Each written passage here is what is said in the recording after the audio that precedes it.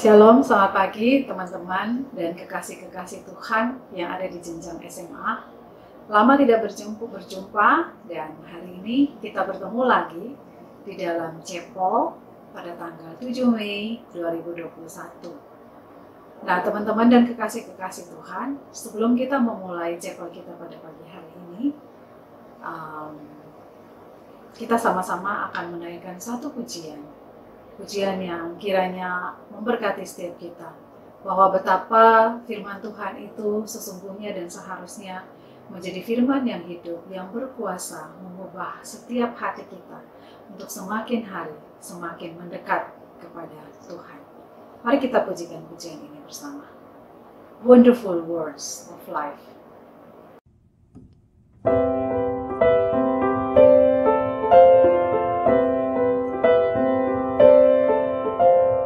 Sing them over again to me, wonderful words of life. Let me more of their beauty see, wonderful words of life. Words of life and beauty, teach me faith and duty. Beautiful words, wonderful words, wonderful words of life.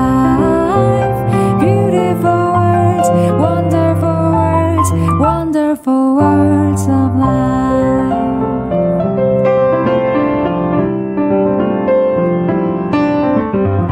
Christ the last one gives to all, wonderful words of life.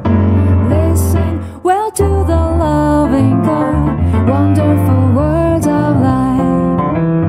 Oh, the wondrous story, showing us His glory. Beautiful words, wonderful words, wonderful words of life. Beautiful words, wonderful words, wonderful words of life.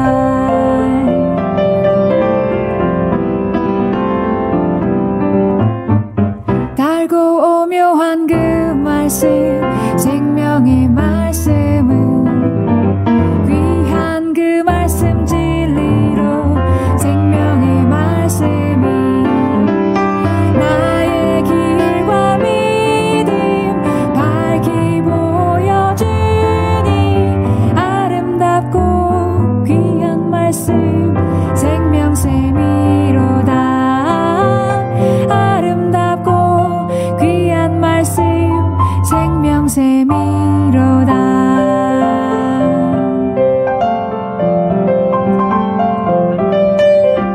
Sweetly echo the gospel call, wonderful words of life.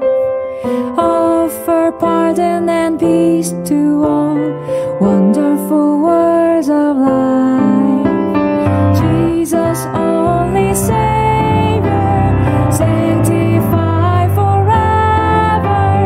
Beautiful words, wonderful words, wonderful words of life.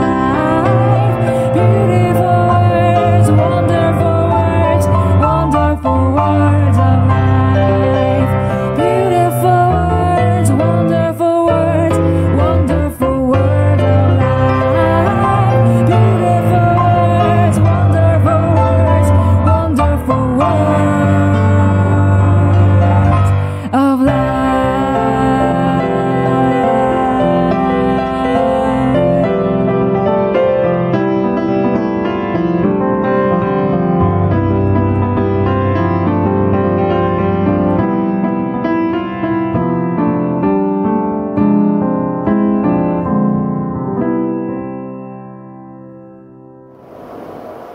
Baik teman-teman dan kekasih-kekasih Tuhan, pujian yang sungguh luar biasa baru saja kita saksikan dan kita nyanyikan bersama-sama.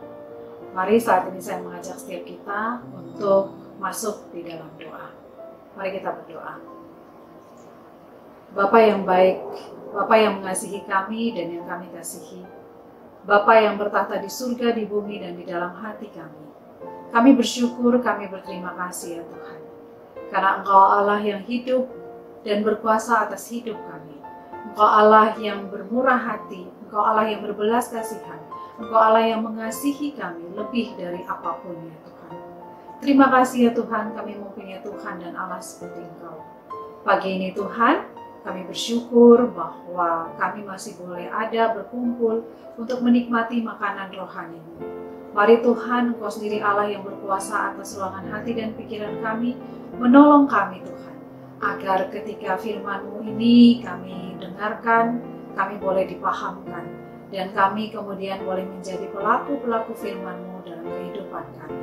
Berkati kami anak-anak-Mu Tuhan, berikan kami telinga untuk mau mendengarkan, dan hati yang mau taat melakukan firman-Mu. Berkati juga Tuhan hamba-Mu yang terbatas dan sederhana ini.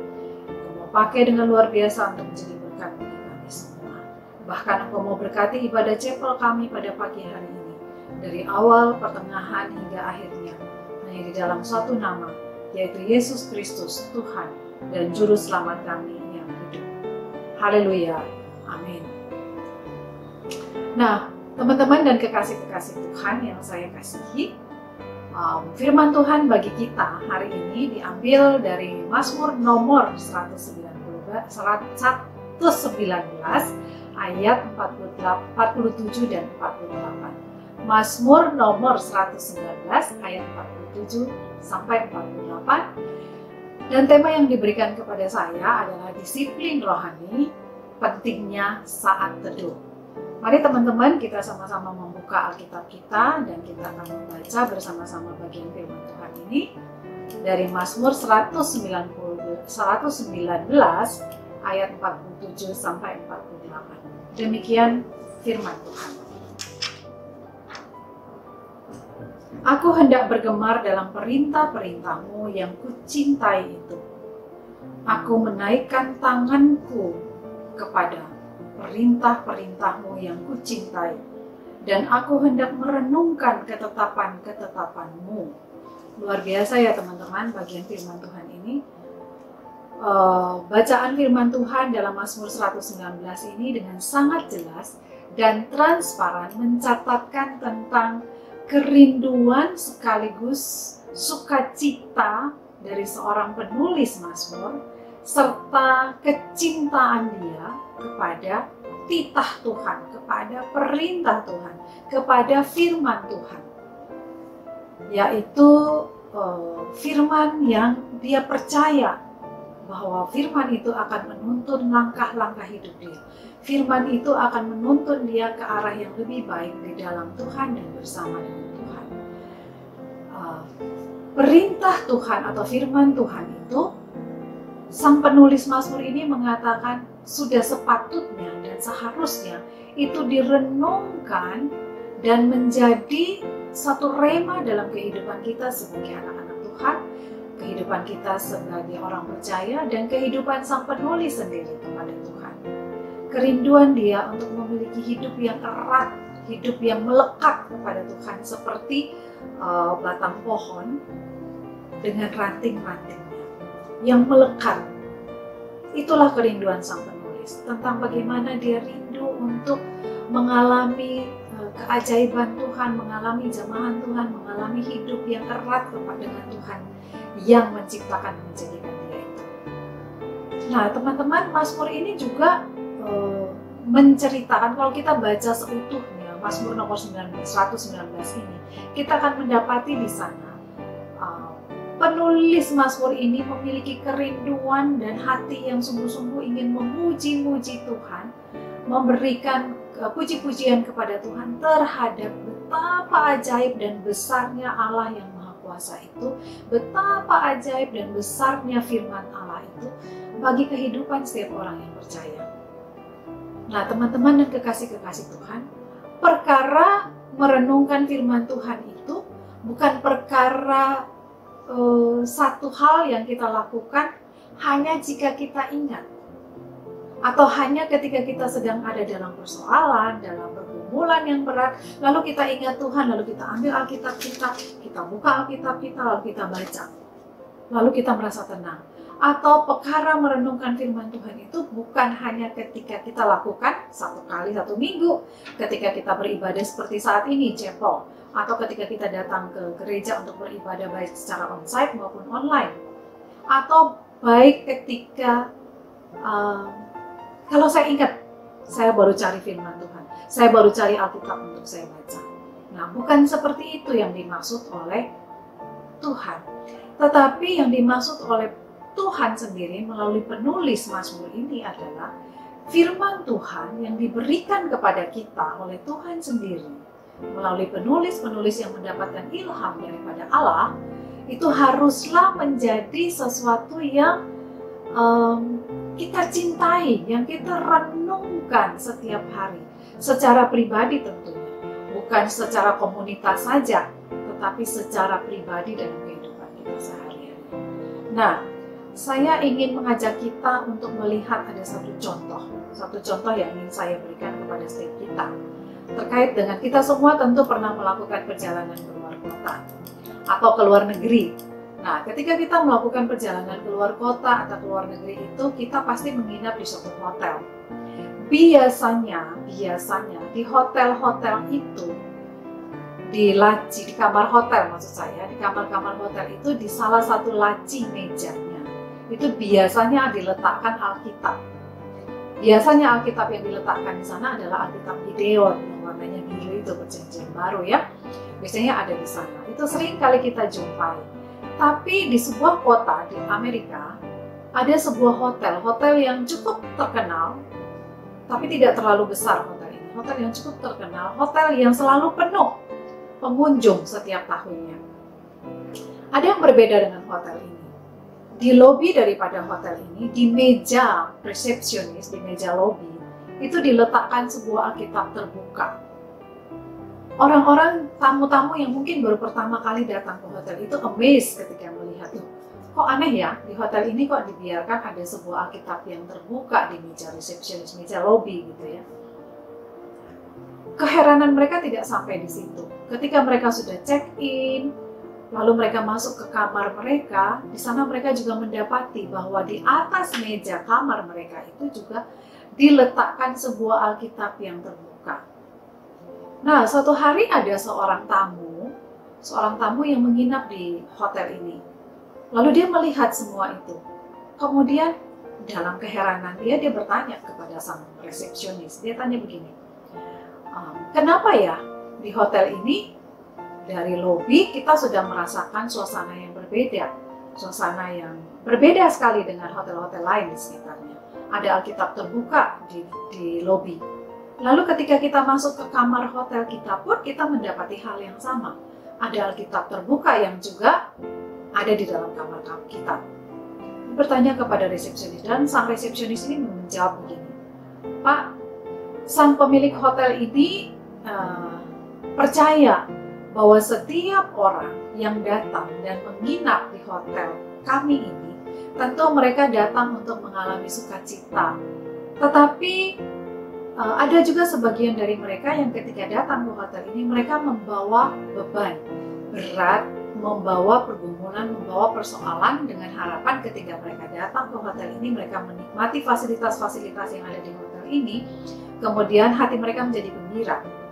Tetapi di balik semua itu, sang pemilik hotel ini juga percaya bahwa ketika orang memasuki kamar hotel, memasuki pintu gerbang hotel, lalu mereka melihat ada Alkitab terbuka, mereka memasuki kamar hotel mereka melihat ada Alkitab terbuka, lalu mereka membacanya, bisa jadi firman Tuhan yang hari itu mereka baca, itu mengena kepada diri mereka, mengena kepada apa persoalan mereka yang sedang mereka hadapi, dan mereka mendapatkan kelegaan.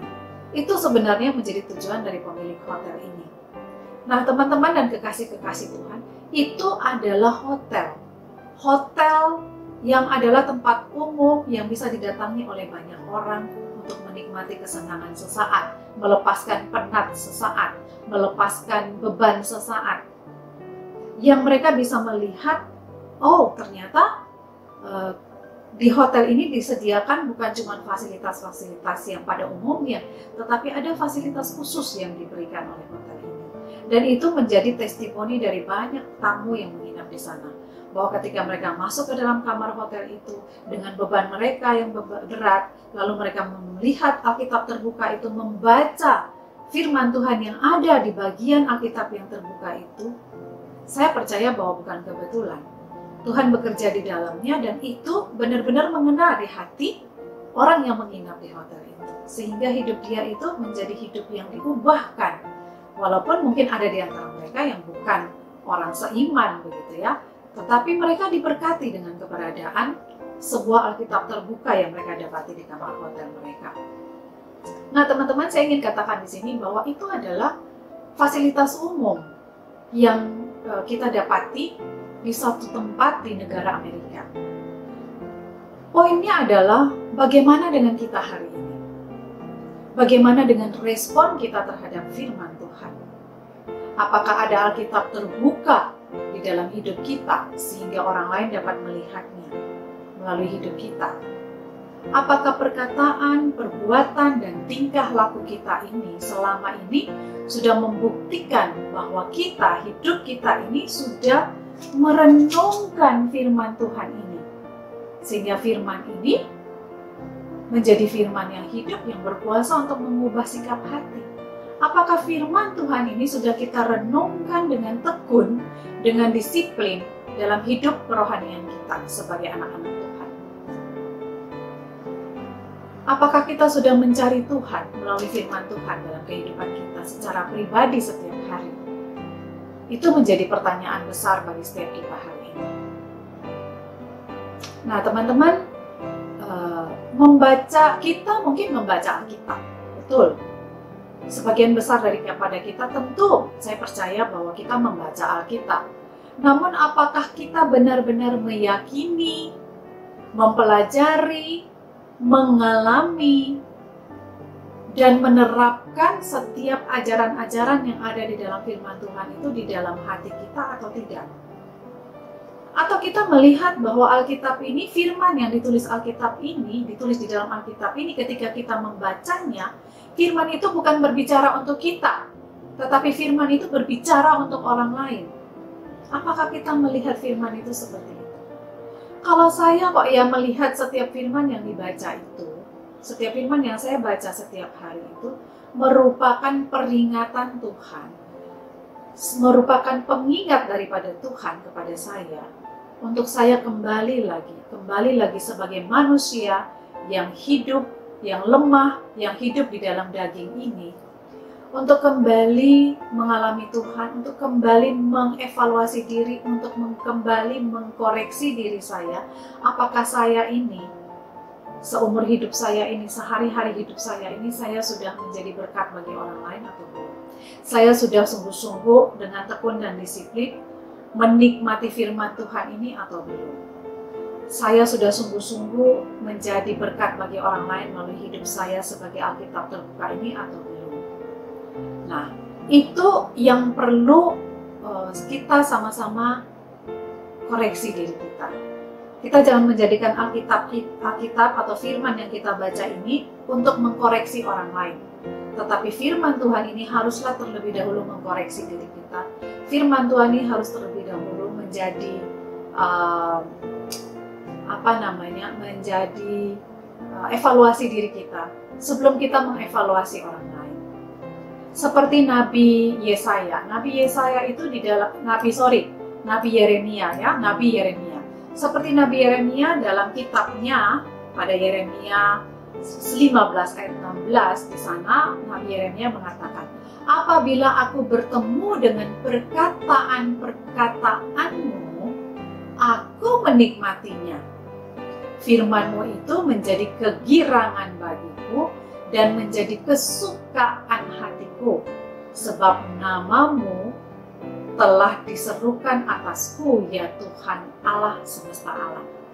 Kerinduan seorang Nabi Yeremia untuk ketika bertemu dengan perkataan-perkataan firman, hati dia itu bersuka cita.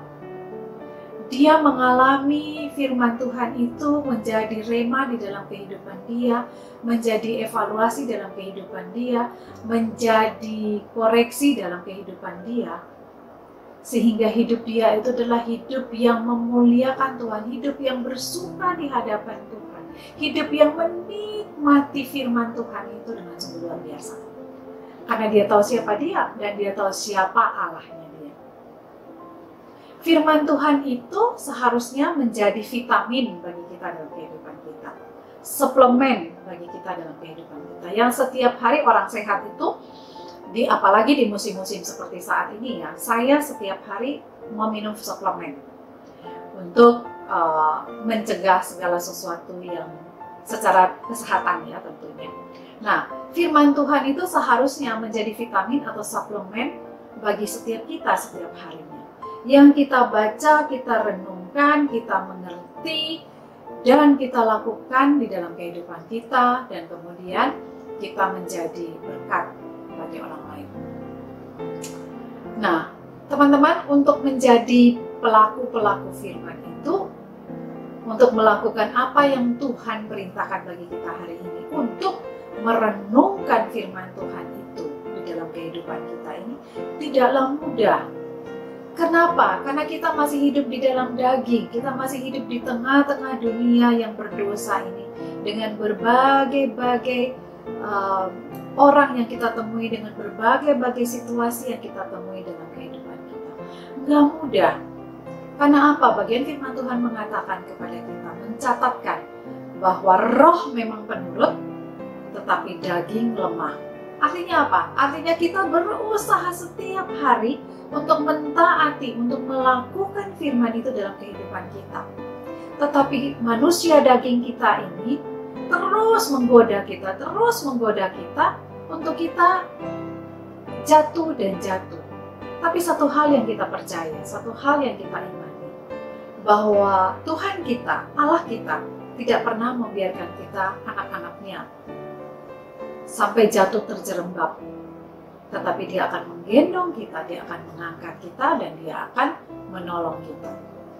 Alkitab itu bukan juga sebuah buku yang kering, yang jika kita mengenal siapa penulisnya, kita baru tahu bahwa ternyata Alkitab itu bukan cuma sebuah buku, seperti buku-buku novel, komik, atau apapun yang kita baca. Tetapi Alkitab ini adalah buku sekaligus firman Tuhan yang hidup. Firman yang dituliskan oleh orang-orang yang mendapatkan ilham dari Tuhan. Untuk apa? Untuk menjadi reminder bagi setiap kita. Untuk kita anak-anak Tuhan ini belajar semakin hari, semakin serupa dengan Tuhan kita. Semakin hari, semakin melekat dengan Tuhan kita. Semakin hari, semakin hidup serupa dengan apa yang Tuhan mau. Memuliakan Tuhan. Tuhan inginkan setiap kita untuk menjadi garam. Teman-teman dan kekasih-kekasih Tuhan, kalau kita mau menjadi garam yang memberi rasa di tengah-tengah dunia ini, janganlah menjadi garam di tengah laut. Karena laut tidak perlu garam, laut itu sudah asin. Atau janganlah menjadi terang, tetapi terang itu diletakkan di bawah gantang. Kalau baca bahasa Alkitabnya, gantang itu adalah kaki dia, bawah. Tetapi yang Tuhan inginkan adalah kita menjadi garam, menjadi terang di atas, yang bisa dilihat orang, yang bisa dinikmati oleh orang, dan setiap orang yang melihat kita, melihat hidup kita yang adalah Alkitab terbuka ini, mereka bukan saja merasakan kebaikan Tuhan melalui kita, tetapi mereka terlebih dari itu mengalami Tuhan itu sendiri dalam kehidupan mereka. Dan pada akhirnya mulut mereka boleh menyebut Tuhan kita adalah Tuhan dan Juru Selamat bagi mereka. Tidak mudah kita lakukan itu sebagai anak-anak Tuhan, tetapi saya percaya bersama dengan Yesus kita cakap melakukan segala perkara. Kiranya Tuhan menolong dan memampukan setiap kita untuk menjadi berkat bagi sesama kita dimanapun dan kapanpun situasinya dan waktunya. Haleluya, amin. Mari kita satu hati, kita berdoa. Tuhan yang baik, Allah yang mengasihi kami dan yang kami kasihi, kami bersyukur ya Tuhan, kalau hari ini firman-Mu melalui Mazmur 119 ayat yang ke-47 dan 48 ini terus mengingatkan kepada kami, bahkan mengajarkan kepada kami, untuk kami menjadi anak-anak Tuhan yang konsisten, yang tekun, yang disiplin di dalam hidup rohani kami, dengan terus setiap hari menikmati hadirat Tuhan melalui firman-Mu secara konsisten dalam renungan, perenungan, dan saat teduh kami hari lepas hari secara pribadi ya Tuhan. Kami tahu tidak mudah untuk menjadi orang yang berintegritas dan konsisten Tuhan. Tetapi kami percaya Tuhan, bahwa dengan Engkau dan bersama dengan Engkau kami pasti mampu melakukannya. Karena itu Tuhan, tolonglah kepada kami. Untuk kami ini tidak menjadi orang yang menggunakan firman Tuhan untuk menembak orang lain. Kami tidak menjadikan firman Tuhan ini untuk satu alasan untuk menyerang orang lain Tuhan. Tetapi kami mau menjadikan firman Tuhan ini sebagai rema bagi kami secara pribadi, sebagai koreksi bagi kami secara pribadi, sebagai masukan bagi kami secara pribadi, sehingga hidup kami ini boleh diubahkan hari lepas hari, semakin serupa dengan Engkau. Hidup kami ini semakin hari semakin memuliakan Engkau ya Tuhan. Kami percaya Tuhan, bersama Engkau kami pasti bisa. Tolong kami Tuhan, mampukan kami ya Bapa. Terima kasih ya Tuhan Yesus. Ini doa kami ya Tuhan yang jauh dari sempurna. Kiranya Engkau Allah yang sempurna itu boleh menyempurnakan doa permohonan syukur kami ini dan mengabulkannya seturut dengan kehendak, rencana, dan waktu-Mu Tuhan. Hanya di dalam nama Tuhan Yesus, Allah kami yang hidup, kami sudah berdoa, bersyukur kepada Bapa di surga. Haleluya. Amin. Terima kasih, Tuhan Yesus memberkati.